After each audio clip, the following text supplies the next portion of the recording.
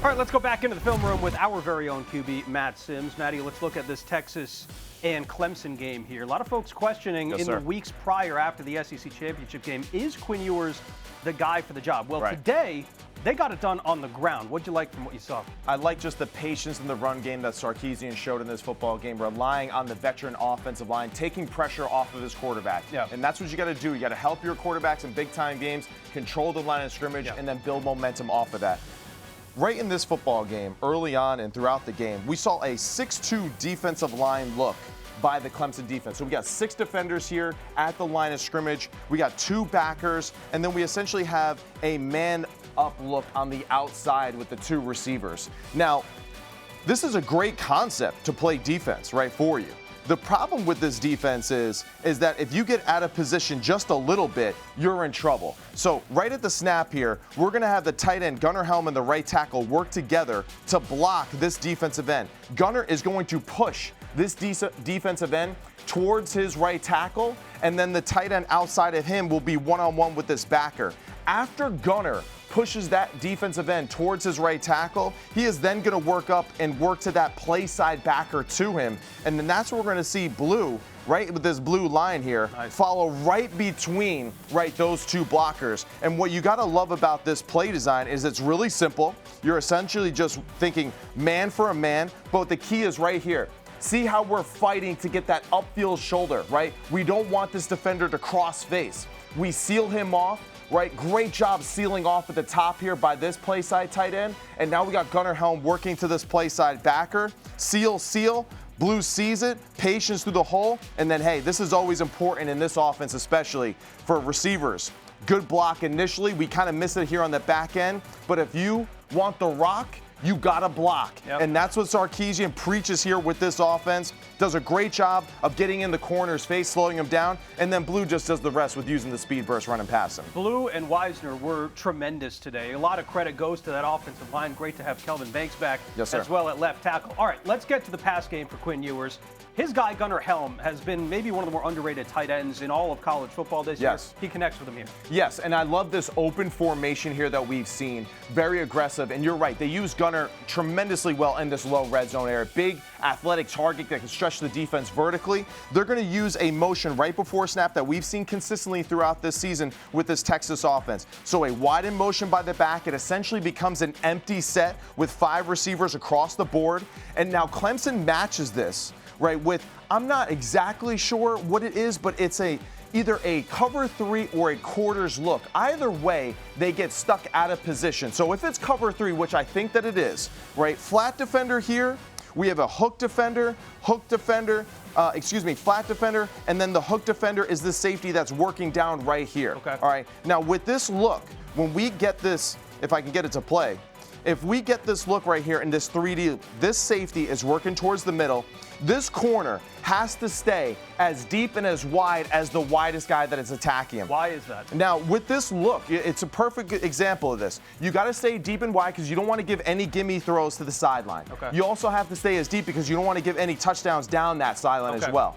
So he sees 2 guys running towards him at the line of scrimmage. He sees the back and he sees Helm running right towards him. So what does he do? He gives ground. Now, the problem is that Gunnar Helm is eating up space really quickly.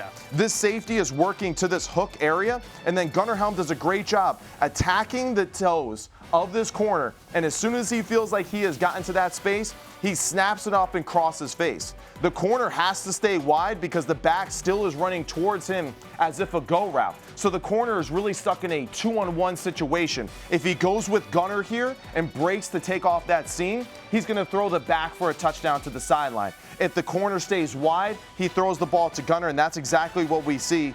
Quinn Ewers does a great job delivering the baby in rhythm, in time, high into the back of the end zone where only his guy could get it, even if the safety did play it well.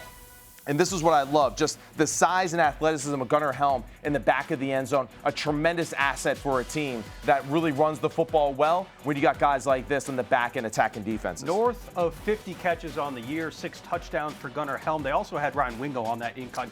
He played really well today as well. All right, back to Jaden Blue on the run game. And I like that you saw that, man, because they had not one guy open. They had about 3 guys open on that play. So Sark playing chess, not checkers in this situation. So here we are later in the football game, and I love it again. We're being patient with the run game. We have a double tight end set here to the field, right here to the field.